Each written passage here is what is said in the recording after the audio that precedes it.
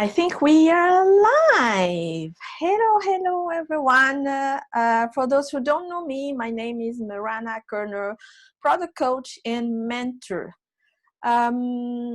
Today's session is going to be very interesting because it's the first time ever I am going to really go through a real case study of how to validate the problem solution fit, the product market fit, and the business model fit.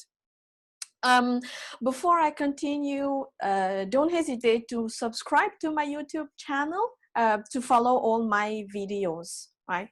So the topic I want to share with you today is, and this is one of the common pitfalls most entrepreneurs or product managers do, is to go, they have a crazy idea and they go building their ideas without validating that there is a fit.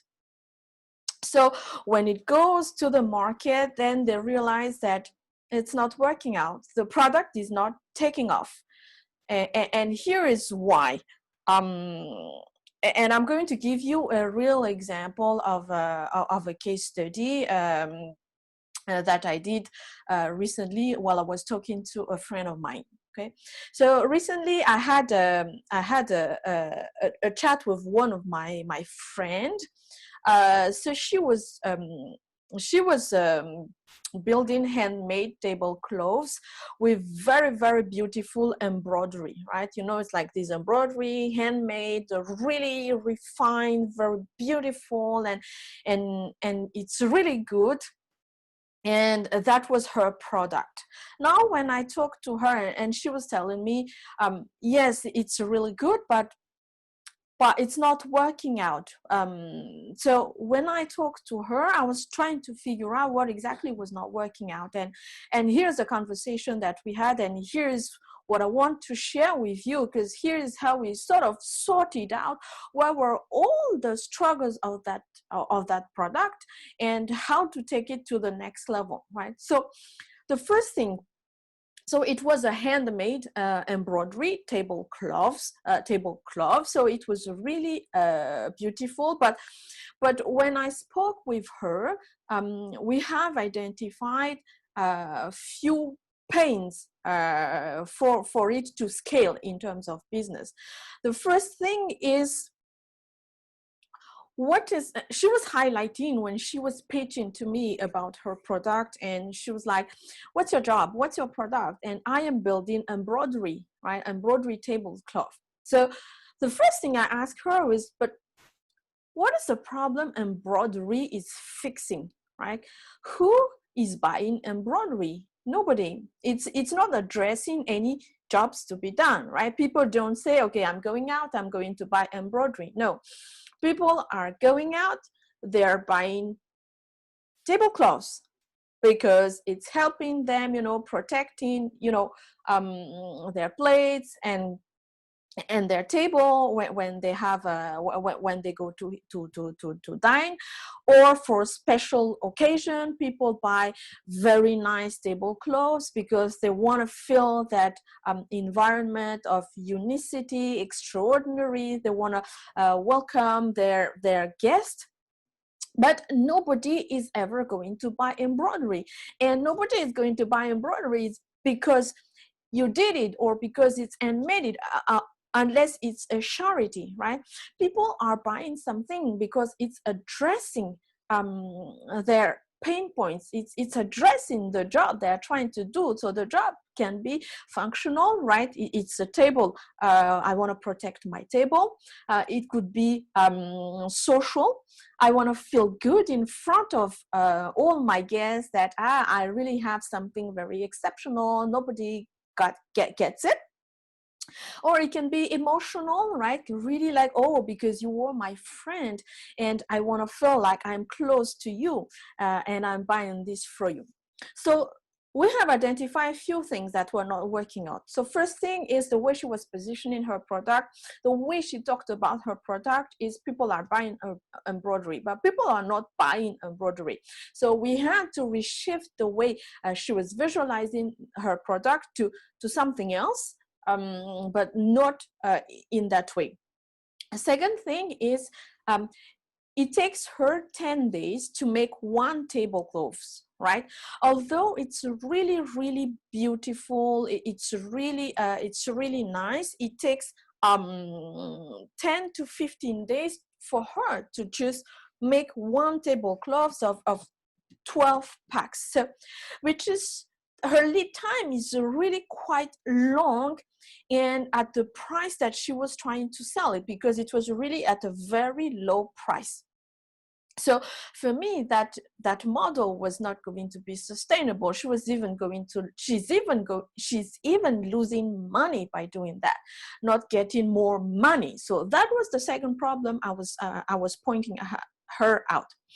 The third thing I pointed her out is her broderie looked like anybody else embroidery, right? So there was no specificity. Why would I buy hers and not buy someone else's for the same price, you know, for the same design? Because it was almost the same design. Everybody's doing flower, everybody's doing fruits, everybody is doing the white tablecloth. So why should I buy from you and not buy from someone else if it's exactly the same? And the only difference is because it was made by you, by your name, and you were not branded, you are not known like, you know, the very well known people from luxury who are really building some very high quality and very high branded. So we started to point out that there were problems in her product, and there were problems in her business. That's why we started to repivot her product, to repivot her business, and this was the first thing we did, was to address the problem solution fit, right? So rather than starting with, okay, this is my product, embroidery tablecloths, handmade, and you know, it's good because it's made by me, and this is the price. The first thing we did was really to try to identify whether there is really a problem and who has the problem. So that is the problem solution fit space. The first step of any product or any business is to validate the existence of the problem, right? So when we try to validate, so we were like, so then who do we target? So we are going to target women who want to feel exceptional, and they want to buy these tablecloths at a higher price, because they really want to feel exclusive. They don't want everybody to have the same thing. It's like going to IKEA. You know, if you go to IKEA, then if you go to everybody's house, everyone has the same thing, because IKEA is cheap. But the difference is that IKEA, it's an automated process, so they are capable of building in quantity in a short amount of time. Whereas this is a handmade tablecloth, so they cannot afford, you know, to build at scale. They have to do it manually. They have to give it the full attention. So then the problem statement was, who is the kind of person who potentially would be interested in such products? So first we had to redefine, okay, let's identify who's our ideal client, right? So it's the women who want to impress their guests, and who really feel like they are giving something special and unique for their guests to have a very joyful dinner or lunch. Now, when we started to think of what could be the potential in terms of population of these women, these people who really want to feel exceptional, who want to give a exceptional experience to her guests, we realized that it was not that much people. Hence, if we target these people, we are reducing our chance to sell it, because it was quite low. So then we started to open up a little bit then our target, our perspective, our customer segment, and we were like, Okay, one is these women who want to really feel exceptional, who want to give extraordinary experience to their guests. The second one is people who are getting married, or people who have marriage anniversary, right? So this is really positioning the product as, it's not something that you buy for you, it's something that you buy for someone as a gift. And when people are offering gift to somebody, be it personally, be it by a group of people, they are okay to sell for a certain amount. It could be a Christmas gift. So they are okay to put on it a certain amount, because a gift is something exceptional that you will not forget, and hopefully it will last for some times, right? So when we started opening a little bit the target, then we start to realize that, yes, potentially, yes, this is giving us a better insight on who should we target. And once we know that who are our ideal client, then when we are going to build the product that addressing our ideal client's need. So then we started to test it out, right? Before we even builded the product, and because just testing the problem solution fit, right? And we started to reach out to people digitally, but we did it also on the call and on a face-to-face, and we started to pitch them our idea to validate that there was really a problem. And actually we realized, we validated that really people who want to give gift to some new couples, or people who are getting married, or a marriage anniversary, or for Christmas gift, they were really looking for something extraordinary like this unique piece that not everybody could have. So it feels really like the exceptional for special occasion, and this really made sense to them, because whatever they see in terms of gift was more something that everybody could afford, and people were really not super interested in it. So then we started to validate that it was something that had the potential, because there was a problem. People wanted to buy gift for, or to offer a gift to newly wed couple, or for Christmas gift to some family, but it used to be always the same. It's going to be this, it's going to be that. And being able to give tablecloths with very nice embroidery, and it's really a unique collection that nobody ever has it in the world. It's something that makes the gift really exceptional. So we validated that the problem was real, like among our target segment. And that's how we started to design, okay, now since there is a real problem, there is a real potential, then what could be the solution, right? And that's where we started to design our product. And then we left the problem solution fit, because we have already validated that there was a real problem, there was a real need, there was a real opportunity. Then we moved out to the product market fit. Now that we have validated the problem, what could be the solution that we offer? So we are in the embroidery space. We are still in the tablecloth space, right? But what we are going to build is not something that is going to look like everybody's design. We're going to design a very exceptional experience, so that people feel it's theirs and nobody else in the world has it. So we had to reposition the product. So we had to change a little bit our way of looking into the product, to somebody who wants to buy for himself, to somebody who wants to offer to somebody else, right?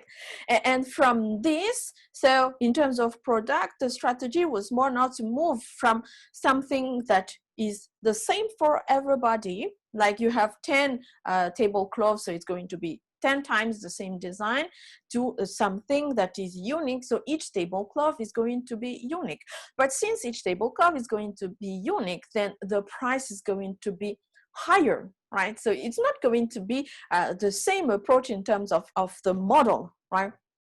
And what we're going to do is we are going to really design it in terms of like the high luxury design, handmade, branded. So it's not going to be something like done by machines, but it's really done by human, with all the attention, with all the quality, with all the design that is required by customers who are really looking for exceptional experience. So that changed everything in terms of the product conception, really, from humanizing the product. If you haven't watched my humanizing the product, you should watch my video. But how we really humanize our product, and from the design until its delivery, so that it brings the human experience that elevates the customer experience and elevates his price as well. So because if you were able to design one product per every 10 days. So the point here is, if you are able to increase the value, the price of your product, if you are still able to build it in 10 days, but you are able to design something that you can increase the price, then it's very beneficial for you, right? Because then it's worth for you to have something that is higher in terms of pricing, and that has higher chance to be bought by people, rather than designing things that you think are cheaper but nobody is going to buy. So that's how we sort of revalidated the product market fit, and then we tested again without building the product. We designed it, we conceptualized it, we took a picture of it, and we started to pitch it, to test it out to the market. So I'm not going to explain what were the different techniques that we used to test it out. Again, the product market fit. You can watch my video, special video on product validating product market fit.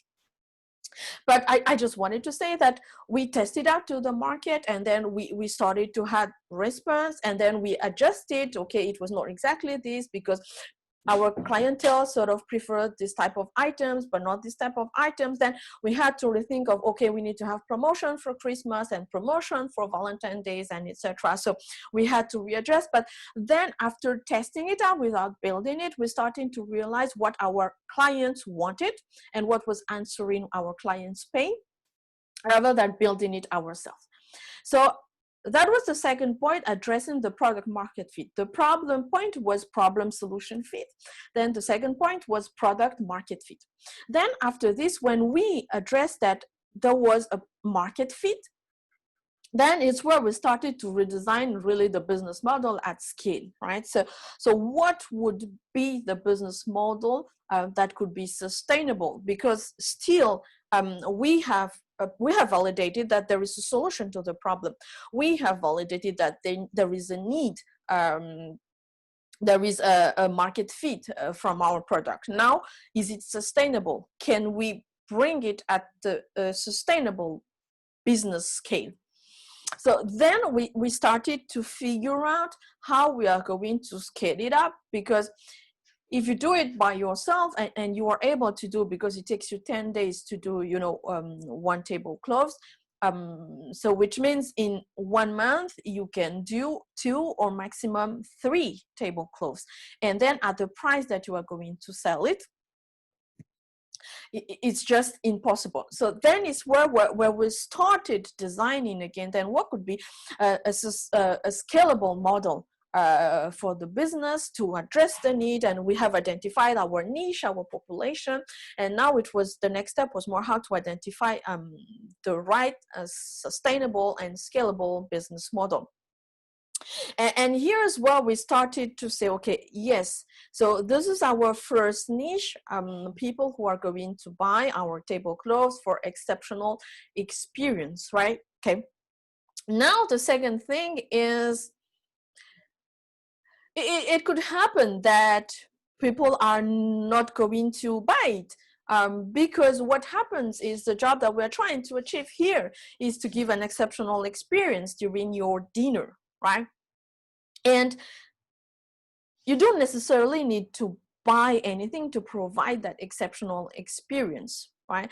What you could do is you can rent it. right? So you can build your tablecloths. It's nice, it's unique, but instead of selling it, you could rent it, right? And by renting it, and now people are into sustainability, you know, ecology, protecting environment, reusable, and etc. You could rent it, and still you are able to provide a very nice experience, because the guests are going to feel exceptional, and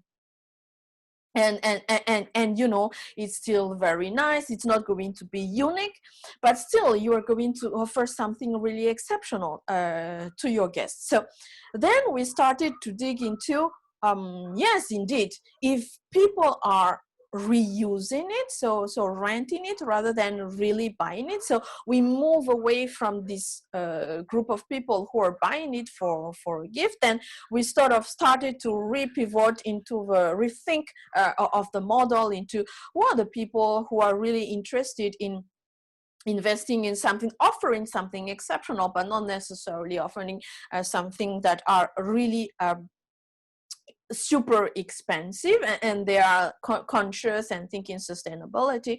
So then we started testing out the model of renting tablecloths, exceptional, unique experience, you know, handmade and very beautiful, and you feel like you are like in a palace. And again, I'm not going to explain how we tested it out. This is check out my video on testing your idea.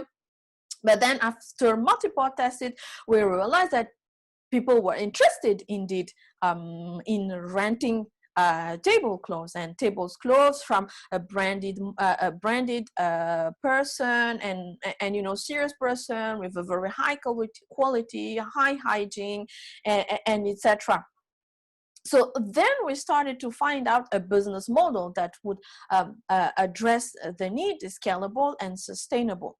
So this is what I wanted to share today, because we started with someone who was just building because she has talent, and she was just building handmade embroidery tablecloths, and she was just trying to sell it, but she was literally losing her money, losing her time, because it was not working out and it was not the product that people wanted. So we moved away from this a very emotional based approach into building product, or into building business, into a more human-centered approach, a agile approach of building by validating the problem solution fit, then moving to the product market fit, and then validating the business model. Right, so that is one of the case study I wanted to share today. If you are an entrepreneur, if you are a product manager, and if your product is not taking off, maybe you should try and rethink of these three aspects, because could be one of these three is lacking, and that's why our product is not taking off. If you like these videos, don't hesitate to like, subscribe to my channel, and share my YouTube channel, and share the video, and stay tuned for my next videos. Thank you.